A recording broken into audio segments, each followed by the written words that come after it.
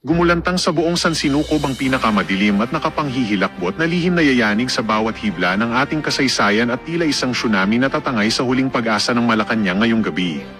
Sa isang hindi inaasahang kaganapan na tila kidlat na tumama sa gitna ng katahimikan, sumabog na sa lahat ng sulok ng internet ang nakakangilong balitang ang tunay na kalagayan ng kalusugan ni Pangulong Bongbong Marcos ay hindi na maitatago matapos lumabas ang mga selyadong medikal na dokumento na pilit na ibinaon sa dilim.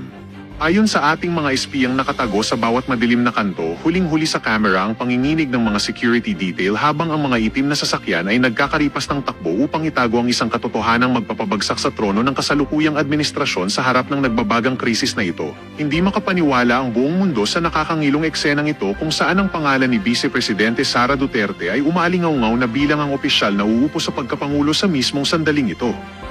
Ayon sa mga saksing nasa loob mismo ng mga selyadong pasilyo, tila tumigil ang pag-ikot ng mundo nang mamataan ng mga gintong panulat at mga selyadong kasulatan na nagpapatunay sa isang biglaang panunumpa na nagaganap na di umano sa ilalim ng talukbong ng lihim habang ang mga pader ng palasyo ay tila naglalaway sa takot. Ang bawat pasilyo ng kapangyarihan ay nababalot ngayon ng matinding kaba dahil sa mga ebidensyang unti-unti nang kumakawala sa tanikala ng kasinungalingan sa gitna ng nag-aapoy na gulantang ng publiko na nagnanais malaman ng katotohanan. Ito na nga ba ang huling kabanata ng isang matikas na paghari o ito ay simula lamang ng isang madugong labanan sa trono kung saan wala ng sino mang itatangi sa lupit ng tadhana at ng batas na walang kinikilalang posisyon?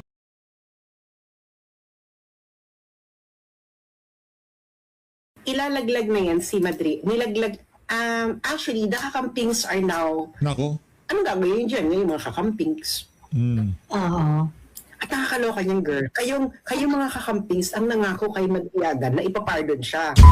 Nako, matindi ho ito mga kababayan. Meron hong isiniwalat itong si Ma'am Sastrogando Sasot. Diyan sa live na yan itong si Ma'am Joey Cruz. Pag nagkataon, nako ang kadilho pala nitong si Madriaga diyan sa kanyang mga kasinungalingan na yan, mga kakamping, pag nagkataon, pagka binigay nyo, yung pinangako nyo na yan dito kay Madriaga at nakalaya siya, itago nyo ng mga anak nyo. Dahil alam nyo naman kung anong libangan ng mama na yan. At itong si Sir Edward Chico, meron hong panibagong resibo na kasinungalingan ang sinasabi ni Madriaga. Ha? Hindi ho nagpunta ng NOMO itong si Madriaga noong December 20, 2022. Pero bago wala na yan, siya like at siya subscribe. Masaya na ho tayo dyan sa mga gusto sumali sa ating community. Yung join button nandyan lang ho sa baba. Resibo na hindi nagpunta si Madriaga noong December 20, 2022. Ito, panoorin natin mga kababayan. Game! Magandang araw po sa inyong lahat. Huling post ko na to patungkol sa NOMO issue kasi finally nakakita na ako ng resibo na hindi talaga nagpunta si Madriaga noong December 20, 2022 sa NOMO. Kahapon kasi ka-text ko si Attorney Falsi. Sinasabi ko sa kanya na alam mo, yung huling time na nandun si Attorney Reynold Monsayak, June pa of 2022 So syempre ang tanong niya, ano yung event yun ng December 20, 2022? Kasi di ba nung araw na yon, sabi ni Madriaga sa supplemental affidavit niya, 8 p.m. galing siya sa Cabuyao, Laguna, dumiretso siya sa NOMO, dumating siya mga alas 12. Nakita niya si Attorney Monsayak, dala niya yung duffel bag, inutusan siya umakyat sa taas. So, sabi ko kay Attorney Francis, wala kaming event. Ang ginawa ko ngayon, chinek ko.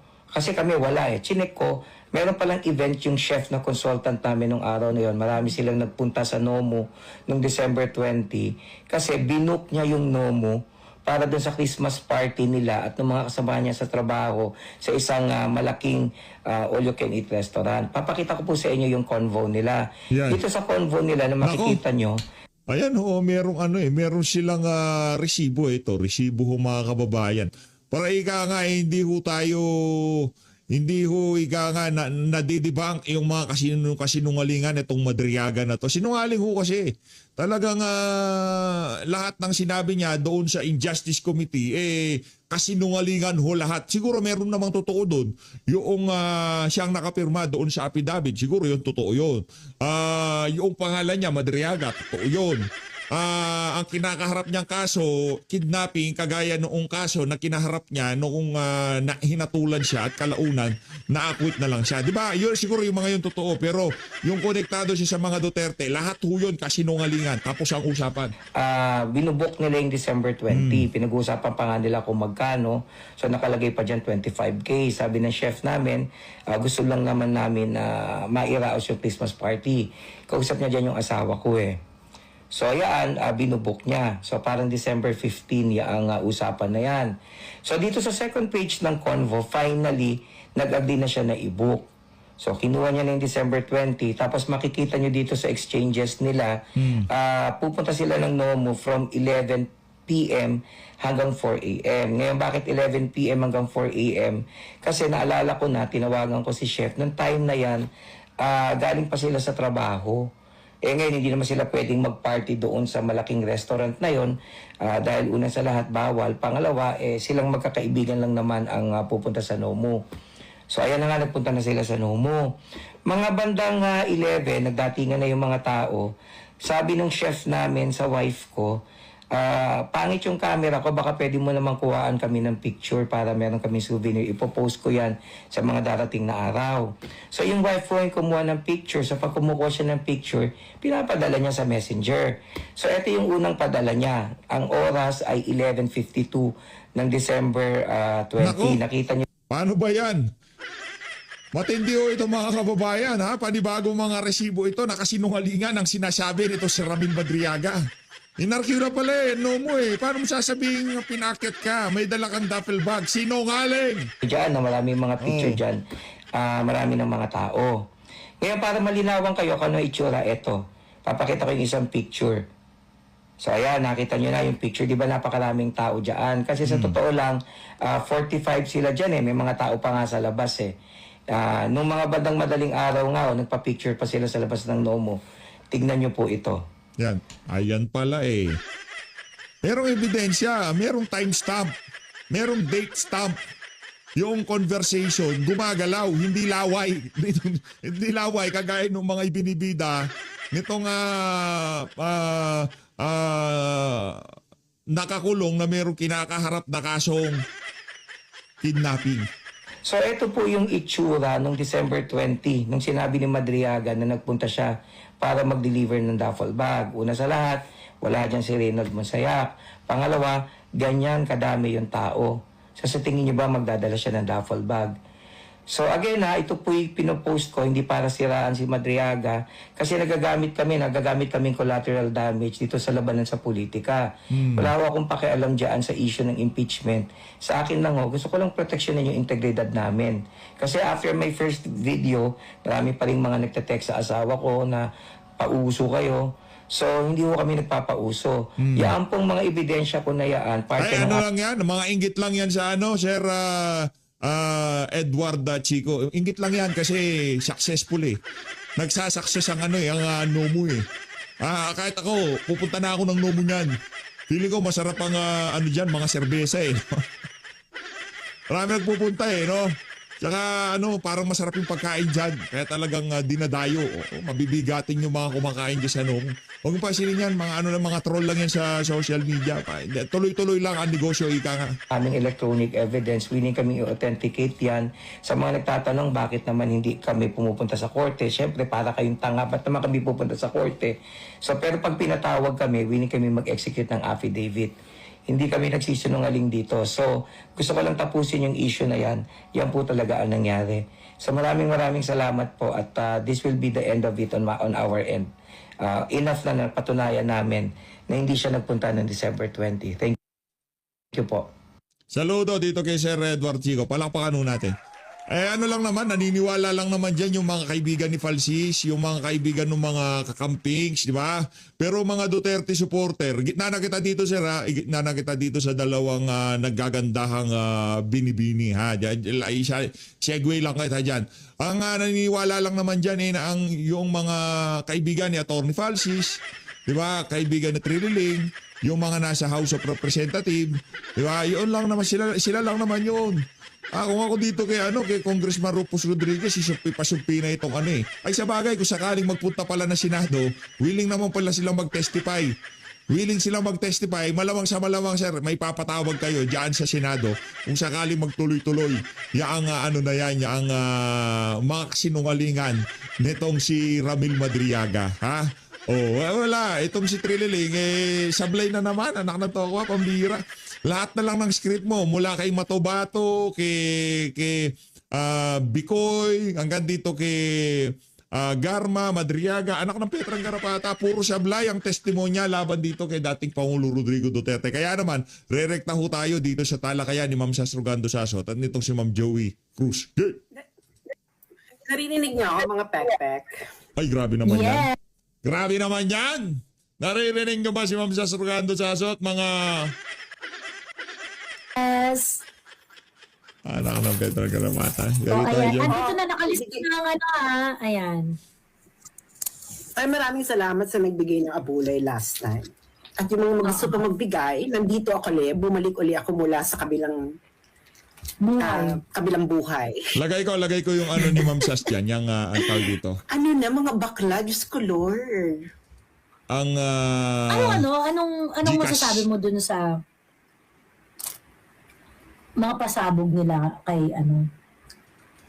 Lagay natin Gcash. Unang-una, iinom muna ako ng pangpamoist. Yan, But pampamoist. always drink something Ayan. clean because 09288. Wheatgrass. I don't know, it's some sort of a plant. Ay, magbigay kayo ng abulay. Kung gusto niyo ako mag-perform, charot. Ano ang sabi ko? Ito naman sasabi ko. Number one, Ay, ito yung number ni Ma'am Sas. Gcash.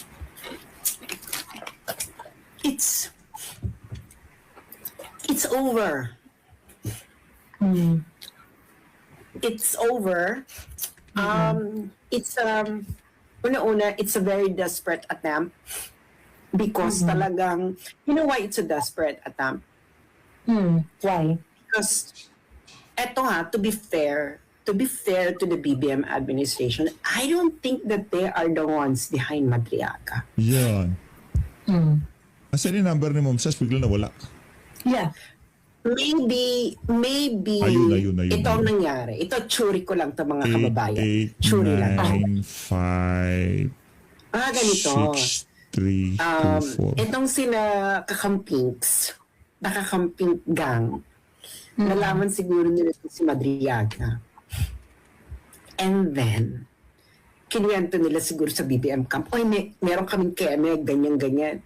Pwede ba namin ito pangakuan ng ganito, ng ganyan? Ano bang pwedeng maano natin? Ano bang pwede? Ganyan. Oo. I really think that this was not the idea of the BBM administration. I don't think so. Okay? I really don't think so. So, sa mga BBM camp dyan, nakita nyo, I'm very fair. Kung di ako fair, itatapon ko lang to sa inyo. So, ngayon, etong kakamping, sila ang nag-emirate dito. You know why? Bakit? I don't think na ito ay na this is BBM-led. Unang-una, remember yung kay, maraming tayong signs na nakita. Remember yung kay Remulla.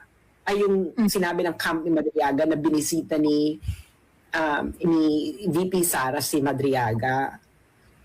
Pero sabi ni John Wick, well, meron kaming record pero hindi si Madriaga ang binisita niya, kundi si Teves. PayPal Number pala, one. di Gcash. The BBM Kala ko again Gcash. doesn't need to do that. They could have just played along. Okay? Number two, yung statement ni Madriaga na may term sharing. Bakla, kung BBM admin na nasa dito. Yeah, that's what I said earlier, actually. It's unnecessary. It's unnecessary. Exactly. And girl, sa pagkakakilala ko kay Mamshi, girl, you may not like Mamshi, but Mamshi is not sloppy. She's not sloppy. She's not an idiot. You know, Lisa Marcos is brilliant. Whether you like her or not, she's brilliant. Simple as that. She's organized. Yo. She's sure. Ayan ho ang PayPal nitong si Ma'am Sas Rogando Sasot. She's very organized. pagdating sa gagantong bagay, doesn't she's leave, together. she doesn't leave any stone unturned. So this is definitely not a mamshi operation. Sa pagkakakilala ko kay mamshi, this is too sloppy to be mamshi. Or siguro, ano pa to? Pwede pa tong Martin Romualdez. Yeah. Martin. Kasi di ba ako, yan rin naman, yan ang stand ko even before eh. Yung impeachment ni Inday, yung gigil na ma-impeach si Inday is more of a Martin benefit than a BBM, Kasi a BBM priority. wala naman hindi na mag-benefit dito si BBM eh. Kasi kung ma-impeach si Inday, girl, he has to recommend a VP. Ikaw ba kung si BBM ka? Kung ikaw ba si BBM ka, you would like to be put in a situation na kailangan mo mag-appoint ng VP at kailangan mo mamili between Martin Romualdez and kakamping person. Girl, that's So, ang best position lang ng Malacanang is ulo-ulo eh. Ang best position lang ng Malacanang is ulo-ulo lang. I don't think that BBM Ulo-ulo. wants Inday to Walang pa tayo, ulo-ulo lang. be impeached. Because if Inday would be impeached, kasi si Inday ang ang kanyang insurance.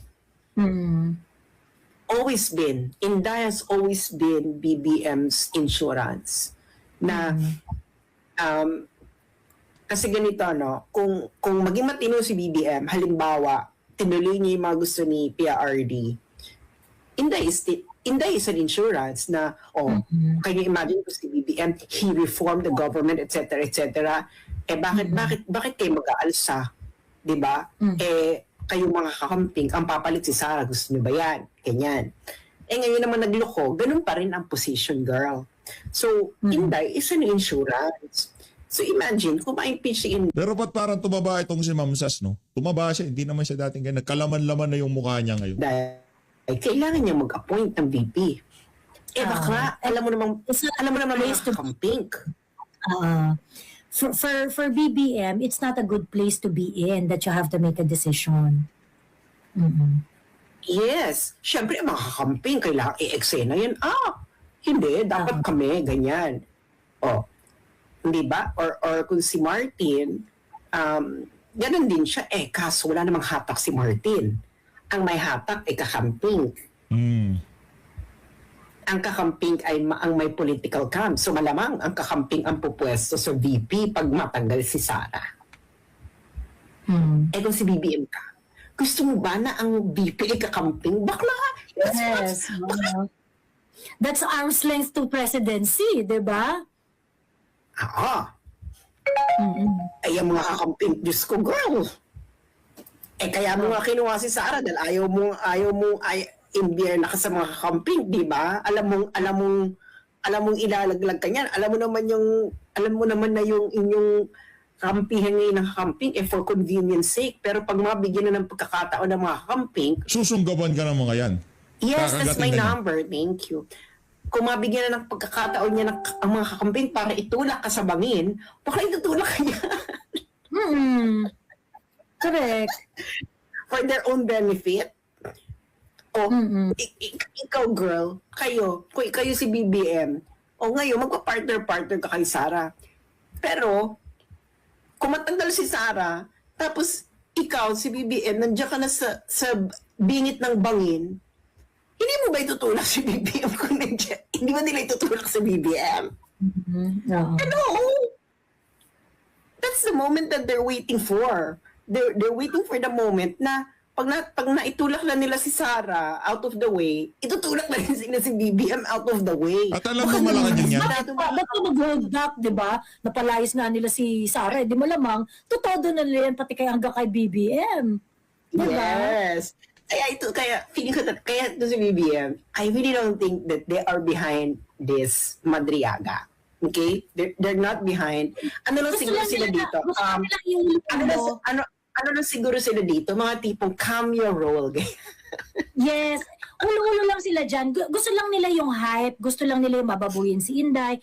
Yung hanggang dun lang. Pero they do not want it to go full-blown. Kasi magbe-benefit pa rin naman sila up until doon sa pagpapababoy kay Inday Sara eh. Kasi it will Ang gusto also... lang nila matanggal ang issue kay BBM. I really think that the BBM administration is just would like the issue to be away from BBM. At Yes. ito ng mga kakamping, ibang interest ng mga kakamping. Ang mga interest ng kakamping, hindi lang matanggal ang issue kay BBM, matanggal talaga si Inday. Oo, matanggal si Inday and eventually BBM. Kasi kumbaga parang yung mga kakamping kasi ngayon, ano nila, hindi nila priority si BBM kasi alam nila kapag if it's going to be a fight between Yellows and BBM, kaya nilang talunin si BBM any day. Any day. So kumbaga kaya parang hindi diyan ka lang. So kaya ka naming i-tolerate, dyan ka lang kasi pwede ka naman naming i-kembot anytime. Siya yung mas mahinang kalaban. Si BBM yung mas mahinang kalaban sa kanila. Kasi nakita nila natalo nila si BBM noong 2016 eh. Yes. Natalo nila with Mama Lenny. So kaya nila. Eh, wala pa sila experience sa talunin ng isang Duterte. At ito lang yung chance nila na maitapon ang mga Duterte.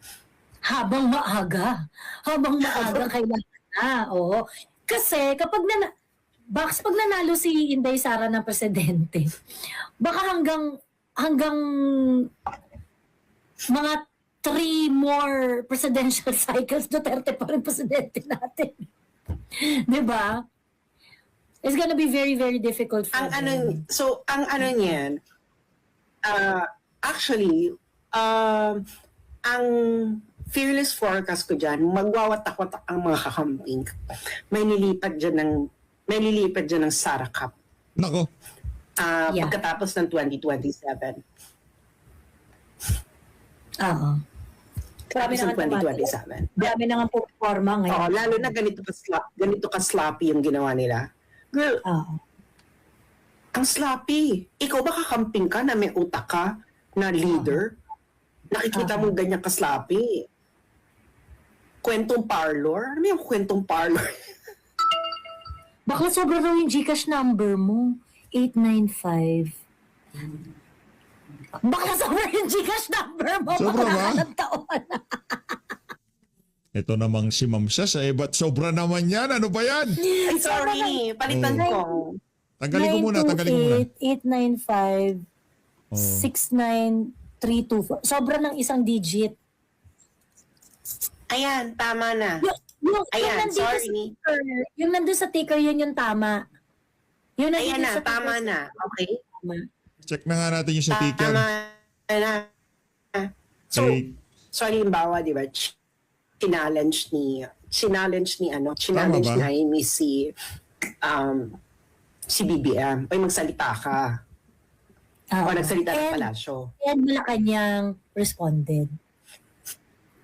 Oo. Disown it. So, ibig sabihin, girl, I really think that kakamping should already see Tama the yung sa atin. game. Oo. Girl, you are being Naalaman thrown sila under the dito. bus. You are now Oo. being thrown under the bus with the BBM admin. They could have just ignored it and played with it. Pero ngayon, pinakita na sa inyo na ay, hindi yan totoo. O, anong gagawin nyo? Ipagpipilitan nyo pa rin yung Madriaga ninyo, girl?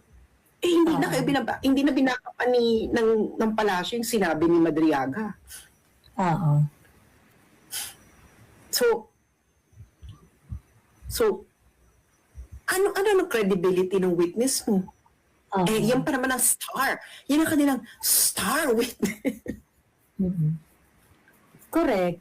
Yun ang ano nila. Sabi nga nung mga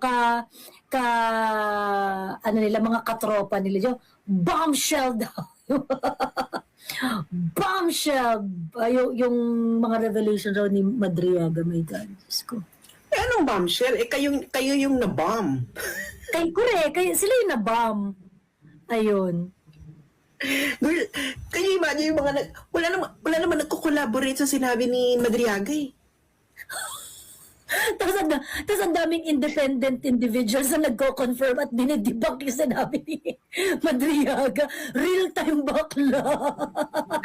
Yung every time na may sinasabi siya, every time na may sinasabi siya, hindi pa tapos yung hearing, nagsalita na yung original artist ng painting. Pagkatapos yung sabi ni Madriaga, sila Chika, na-meet ko yan, major pa siya, ganyan-ganyan. Bakla, yung mga tutubing kalabaw, parang, hindi, 2018, Lieutenant Colonel na si La Chica, ganyan. Ano sinasabi niya, na-meet niya na major? December 15, 2018, na-promote si La Chica bilang full colonel, ganyan. Galit na galit talaga. Todo debunk talaga yung mga tao. Todo debunk talaga yung Alam mga mo, tao. wala na yan because ano lang nila yan, yung issue na yan, ginamit lang nila para panakip sa flood control. Yung corruption. Well, ngayon, todo-todo kayo ngayon. Kaso wala na. Sino maniniwala? Girl, April na ngayon. Pero si Trillanes nga, ang ano niya kailangan ma-impeach siya ng 2026.